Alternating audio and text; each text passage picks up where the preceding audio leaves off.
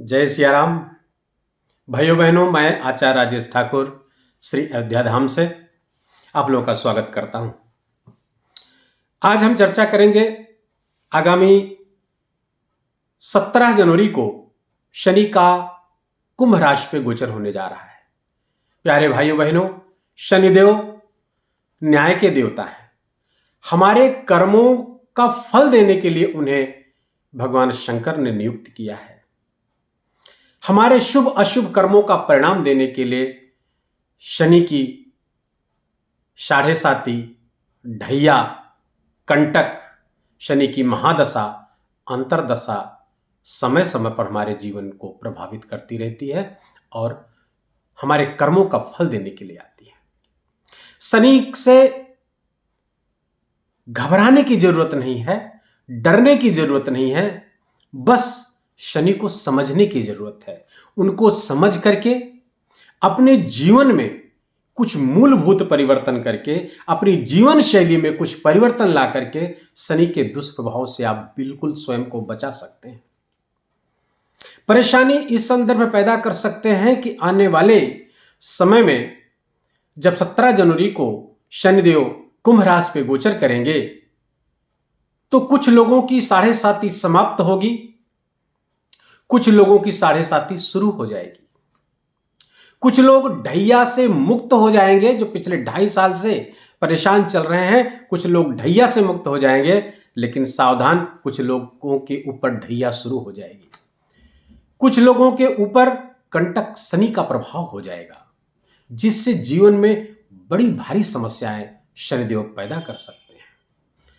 आवश्यकता है सावधान होने की और अपने जीवन में कुछ महत्वपूर्ण परिवर्तन की। बस शनि का गोचर यूं चला जाएगा कि आपको पता नहीं चलेगा। इस वीडियो के अंत में हम कुछ ऐसे उपायों पर भी चर्चा करेंगे और वो उपाय शनि को समझने के साथ साथ शनि के साथ तालमेल बिठाने जैसा होगा। और विश्वास मानिए कि शनि के गोचर का दुष्प्रभाव आपको छू नहीं पाएगा। भाइयों बहनों, 17 जनवरी को शनिदेव कुंभ राशि पर गोचर करने जा रहे हैं और यहां पर वो पूरे 26 महीने अर्थात 29 जनवरी 2025 तक विराजमान रहेंगे। शनि की इस गोचर से धनु राशि साढ़े साती से मुक्त हो जाएगी और मीन राशि पर साढ़े साती प्रारंभ हो जाएगी। तो कुल 3 राशियां साढ़े साती के चपेट में रहेंगी। वो कौन सी राशियां हैं? मकर, कुंभ और मीन। इन पर क्रम से हम चर्चा करते हैं। पहले कुंभ राशि पर जब गोचर करेंगे तो पहली राशि जिन पर साढ़े साती पिछले 2.5 साल से चल रही है और 2.5 साल और चलेगी, वो है मकर राशि। मकर राशि के द्वितीय भाव पर यह गोचर होगा। शनिदेव के द्वितीय भाव पर यह गोचर कुटुंब में क्लेश करा देगा। द्वितीय भाव कुटुंब का है और वहां पे क्लेश करा देगा, संचित धन का नाश कराएगा, व्यर्थ में आपका धन इधर उधर चला जाएगा और वो जो आपने संचित कर रखा था काफी दिनों से। वाणी, द्वितीय भाव वाणी का है। वाणी के कारण आप शत्रु पैदा करने लगेंगे। कुटुंब में आपके वाणी के कारण ही परिवार में क्लेश पैदा हो जाएगा। बेहद सावधान रहें वाणी का प्रयोग करते समय। ये तराजू तौल के तब मुख बाहर आन। बहुत सोच समझकर शब्दों का प्रयोग करें। तुरंत रिएक्ट मत करें, सोचें समझें फिर बोलें। नुकसान वैसे तो कम होगा, लेकिन व्यय अधिक बढ़ा देगा आपको, क्योंकि आपके धनागम में तमाम तरीके की समस्याएं आने वाली है और पूर्व का संचित धन व्यय ही होगा। आपके जो सोर्स ऑफ इनकम है, जो लाभ है, लाभ का स्थान है, वहां पर तमाम तरीके की परेशानियां खड़ी होने वाली हैं आने वाले दिनों में। और आप पिछले 2.5 साल से मकर राशि वाले इस बात को महसूस भी कर रहे होंगे। अभी तक वो धन से संबंधित समस्या उनको थोड़ा कम आ रही थी, लेकिन आने वाले दिनों में उनको धन से संबंधित, आय से संबंधित समस्याएं ज्यादा आने वाली हैं। बेहद सावधान रहे। वीडियो के अंत में बताए हुए कुछ विशिष्ट उपाय आप जरूर करिएगा। कुंभ राशि, कुंभ राशि के लग्न पे ये गोचर होने जा रहा है। कुंभ राशि पे जब लग्न पे ये गोचर शनिदेव का होगा तो वहां पर शश नामक पंच महापुरुष राजयोग बनेगा। शश नामक पंच महापुरुष राजयोग के कारण कुछ क्षेत्रों में आपको महत्वपूर्ण सफलताएं मिलती हुई नजर आएंगी।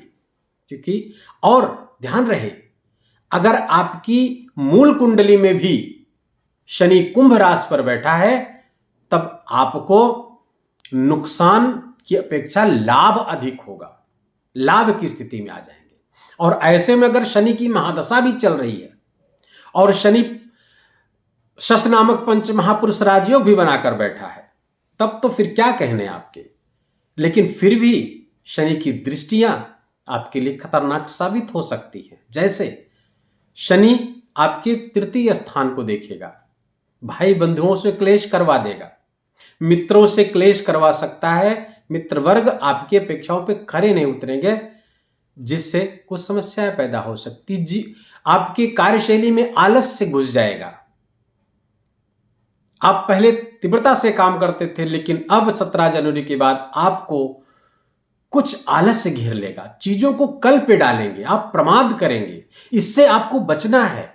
जब भी कल पे टालने की बात आए, आप सावधान हो जाइए, समझ जाइए कि शनि के गोचर का प्रभाव है और कल पे कोई काम न टालें। अपने पराक्रम में रंच मात्र भी कमी आने न दीजिए। शनि का प्रभाव, दुष्प्रभाव बहुत कम हो जाएगा।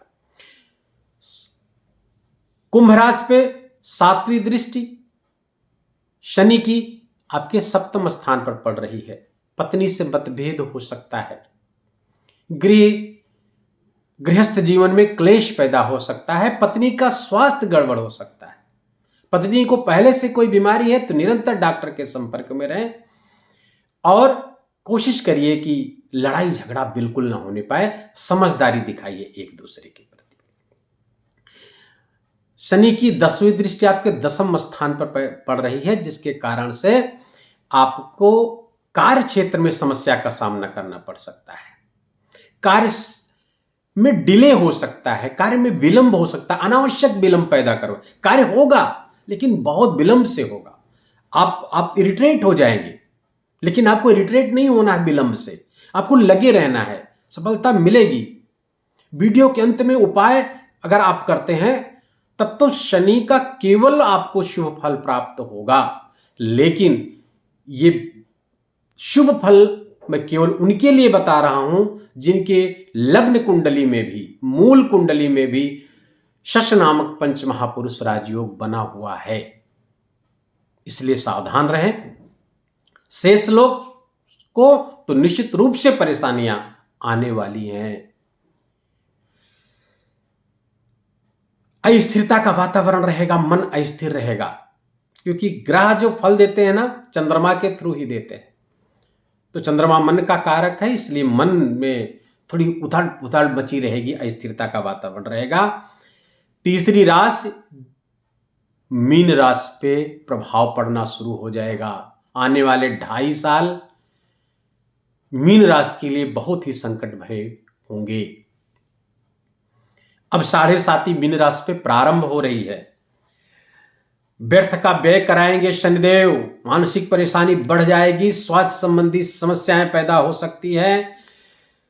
आपके 6ठे स्थान पर शनि की 7वीं दृष्टि पड़ रही है। रोग, ऋण, शत्रु तीनों एकाएक उभर पड़ेंगे। पुराना रोग वापस हो सकता है। सावधान रहे। किसी रोग से ग्रस्त है मीन राशि वाले तो तुरंत डॉक्टर के संपर्क में रहें, लगातार मेडिसिन लेते रहें।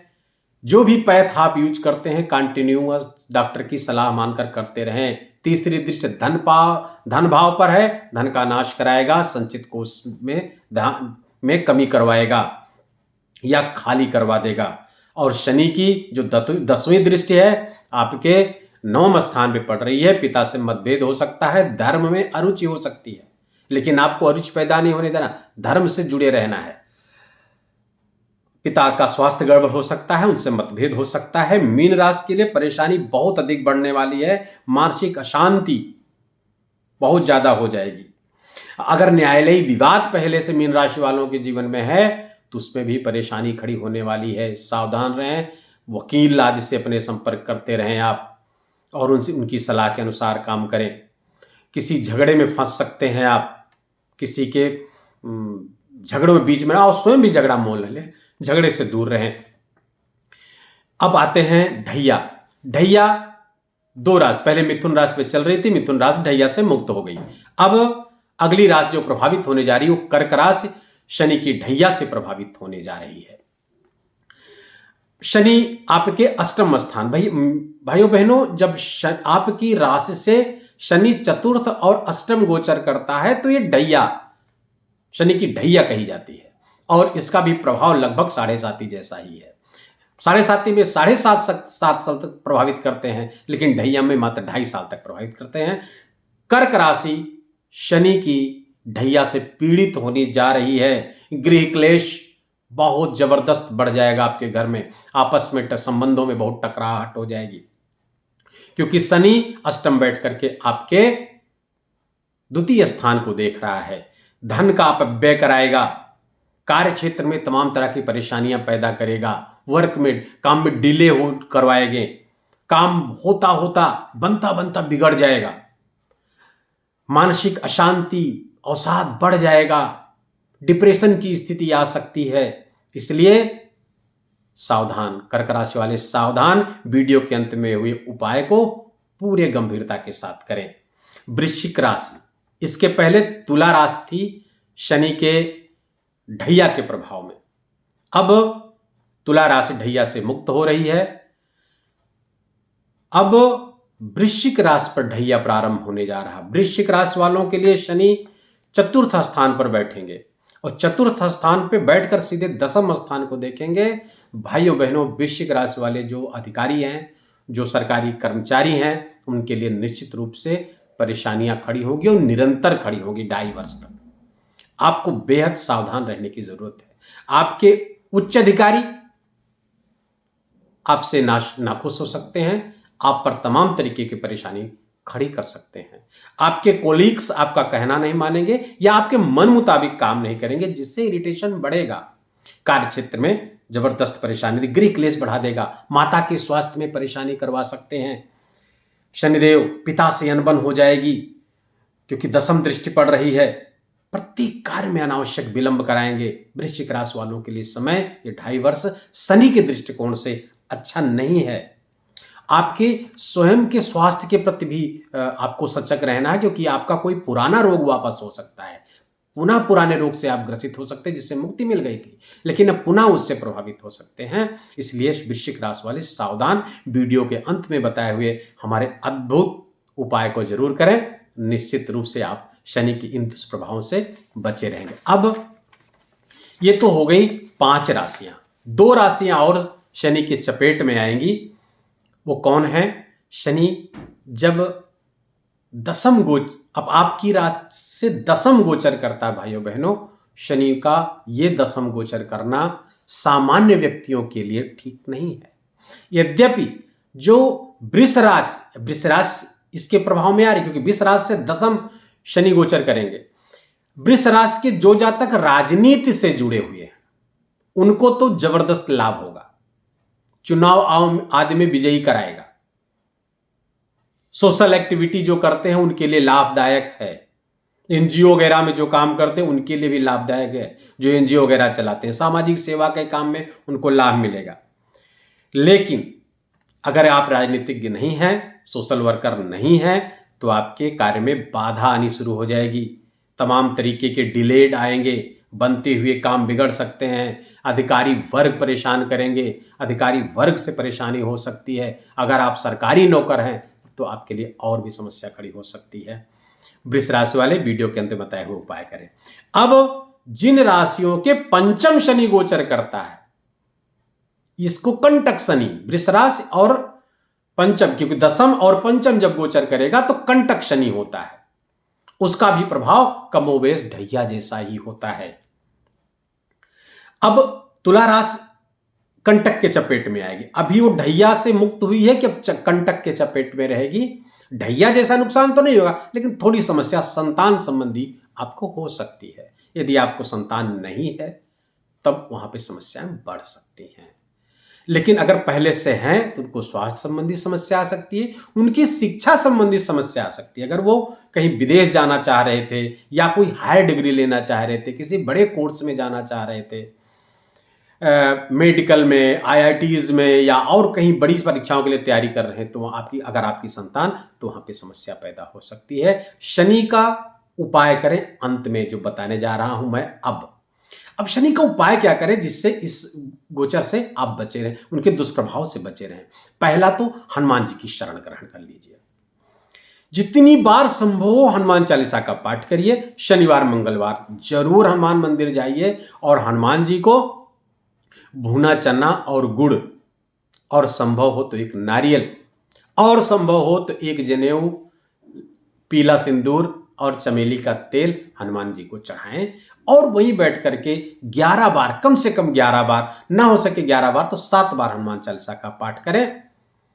शनि का प्रभाव बहुत मिनिमाइज हो जाएगा। जिनकी ढैया और साढ़े साती चल रही है उनके लिए एक विशिष्ट उपाय है हमारे पास, दशरथ कृत शनि स्तोत्र। मैं उसका लिंक अपने डिस्क्रिप्शन बॉक्स में दे दूंगा, आप पीडीएफ वहां से डाउनलोड कर लीजिएगा। दशरथ कृत शनि स्तोत्र का आप कम से कम 11 बार रोज पाठ करें, आपको अद्भुत लाभ होगा। शनि के दुष्प्रभाव से आप बचे रहेंगे। माता पिता की खूब सेवा करिए और शाम को यदि आपके माता पिता जीवित हैं तो उनका पैर बिना दबाएं आप सोए मत।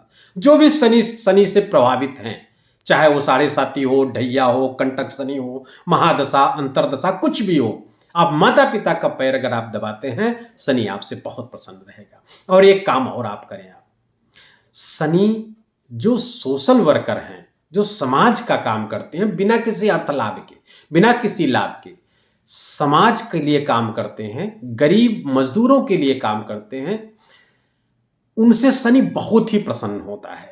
तो आप अपने समय का एक हिस्सा, भले आधे घंटे, 1 घंटे आप समय निकाल सके, ना समय निकाल सके तो कुछ अर्थ आप, कुछ धन आप उनके लिए व्यय करेंगे, निश्चित रूप से शनि आपसे बहुत प्रसन्न रहेगा और शनि आपको जरा सा भी छुएगा नहीं, अच्छा ही प्रभाव देगा आपके जीवन में।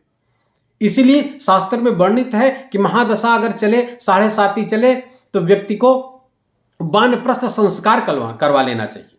वानप्रस्थ संस्कार करवा लेने मात्र से ही, और वानप्रस्थ संस्कार के जो नियम है उसको पालन करने से शनि, घोर शनि, जिनके जीवन में तबाही लाने वाला था, वो एकदम प्रसन्न होकर के उनको एकदम बरी कर देता है।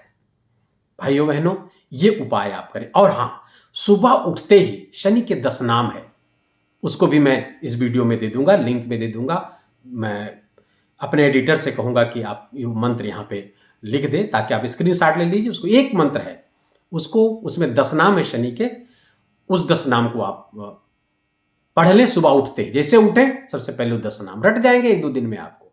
वो 10 बार वो उस मंत्र को जप लीजिए, शनि के दुष्प्रभाव से मुक्त रहेंगे।